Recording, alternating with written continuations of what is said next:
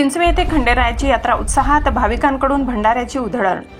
चिंचवे तसेच परिसरातील ग्रामदैवत असलेल्या श्री खंडेराव महाराजांच्या यात्रोत्सवानिमित्त अक्षय तृतीयेच्या निमित्ताने मल्हार खंडोबाच्या यात्रा उत्सवाला 8 मे रोजी जागरण गोंधळाने प्रारंभ झाला। त्याच अनुषंगाने मंदिराच्या परिसराची साफसफाई तसेच मंदिरावर विद्युत रोषणाई करण्यात आली। तर 10 मे रोजी अक्षय तृतीयेच्या शुभ मुहूर्तावर सकाळी 9 वाजता संबळ वाद्य व बँड पथकाच्या तालासुरात नाचत गाजत भंडाऱ्याची उधळण करत मांडव तसेच देवाच्या काठीची संपूर्ण गावातून ग्रामस्थांच्या उपस्थितीत जय्यत मिरवणूक काढण्यात आली। नंतर मंदिरात पूजा अर्चना व दर्शन करत दुपारच्या कालावधीत यात्रा महोत्सवाला मोठे स्वरूप प्राप्त झाले। दुपारनंतर देवाच्या मधुर गाण्यांच्या स्वरात हा विधी संपन्न झाला। नंतर 12 गाड्याचे भक्तांच्या हस्ते पूजन करण्यात आले। येळकोट येळकोट जय मल्हार, खंडेराव महाराज की जय अशा जयघोषात 12 गाड्या ओढण्याचा कार्यक्रम झाला।